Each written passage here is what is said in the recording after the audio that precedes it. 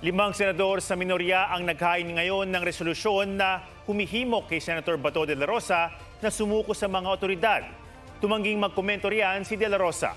Nauna niyang ginit na hindi siya dapat arestuhin ng ICC at nagsumamo ng proteksyon mula mismo kay Pangulong Bongbong Marcos. May report si Ian Cruz. It's a crime. This is the worst government. Isang gigil na Senador Ronald Bato de la Rosa ang nagbalik kahapon sa Senado. This is the Senate. Wala silang respeto sa institusyon ng Senado. Yan ang NBI. Pinag-initan niya ang NBI dahil sa paghabol sa kanya. Bitbit nilang arrest warrant ng International Criminal Court ayon sa Office of the Sergeant at Arms ng Senado.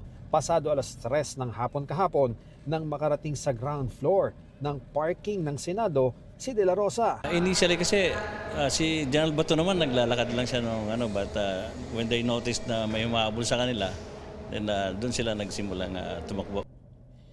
Sa bisa ng mosyon ni Senador Rodante Marcoleta, isinailalim sa protective custody ng Senado si Bato. Kaya sa Senado na nagpalipas ng magdamag si De La Rosa. How are you po? Okay ako. Okay lang. Nakatulog na kahit paano.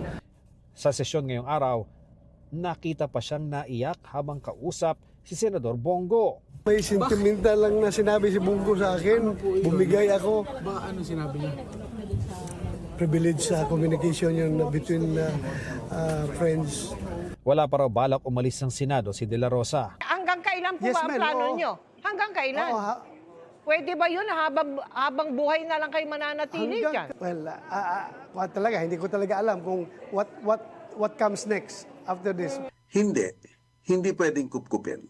Hindi kamukha ng isang embassy ito na wine-waive natin ang jurisdiction, hindi tayo makakapasok. This will be a tug of war between the executive and the legislature. Dumulog ang kampo ng senador sa Korte Suprema kaugnay sa ICC arrest warrant at giit nila susunod sila sa utos ng SC. If it is a Philippine Supreme Court, we have remedies under the law, and he will perhaps bow to the majesty of that court by perhaps posting bail or other ways by which we can recognize the jurisdiction of the court. Paano kung sabihin ng Korte sa Pilipinas na lehitimo ang arrest warrant ng ICC para sa inyo? Ikaw ba magtatago rin o magtatago pa?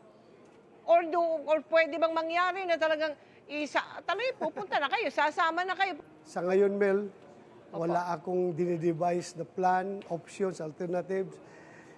I leave it all to God. Bahala na si Lord. May apila rin kay Pangulong Bongbong Marcos si De La Rosa. Huwag niya akong ipadala sa dahil. Meron akong pananagutan. Panagutan ko dito. Huwag doon sa Banyaga. Ako'y isang Pilipino, Mr. President.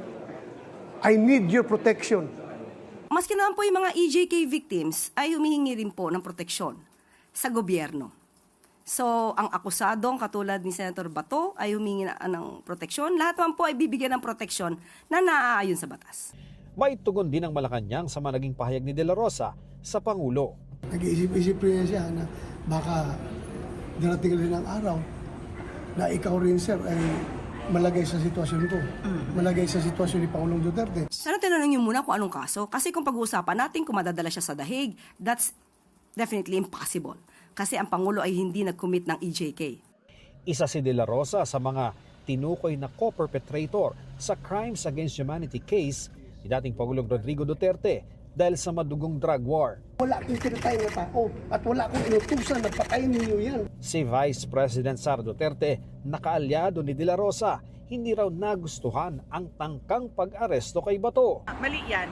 Tulad ng ginawa nila kay dating Pangulong Rodrigo Duterte, mali din yun. Dahil ang isang warrant of arrest galing sa labas ng Pilipinas, hindi issued by a Philippine court, should be presented in a Philippine court.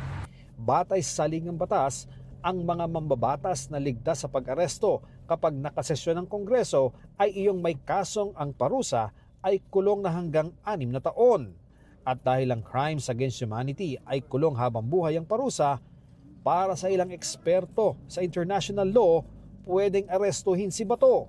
Yes, it's possible. By force, yes, it's possible. If you are a member of Congress, you are not immune from committing heinous crimes, grave offenses. The language of the Constitution is clear. It's only limited to cases not punishable by not more than 6 years. Bago matapos ang sesyon ngayong araw, naghain ang 5 senador na bahagi ng bagong Senate minority ng resolusyong humihimok kay De La Rosa na sumuko sa mga otoridad at humanap ng mga legal na hakbang. Ian Cruz, GMA News.